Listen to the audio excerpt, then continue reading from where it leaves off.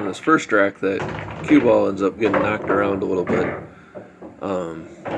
It was going to kind of stop out there, kind of towards the center of the pocket, but then ended up getting hit by that 2 and then the 13 and bounced all over and ended up about where it might have stopped anyway.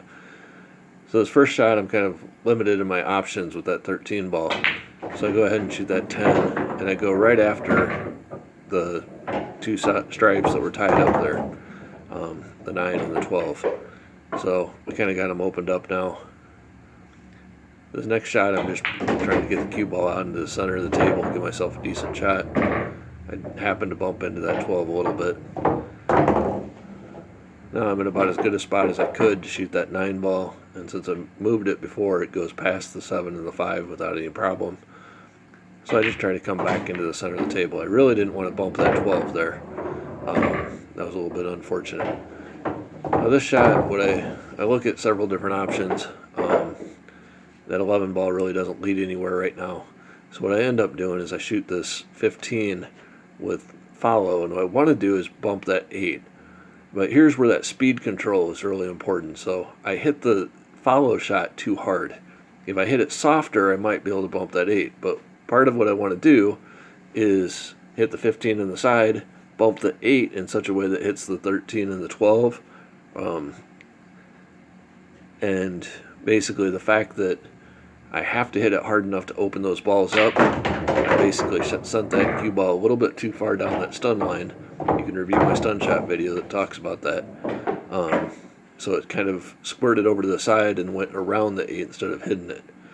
So now I'm kind of forced to hit this 11 ball and go ahead and just draw into these balls and break them up in some way, shape, or form and give myself the best shot I can get.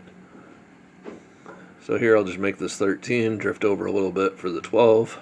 And then this 12 ball, I would have liked to drift a little bit further, but now I'm just going to draw off the end rail. I just want to make absolute certain I stay away from that 5 and 7 ball because I don't want to get tied up in that. Other than that, I'm coming down the line shape towards the 8 ball to leave myself an easy 8.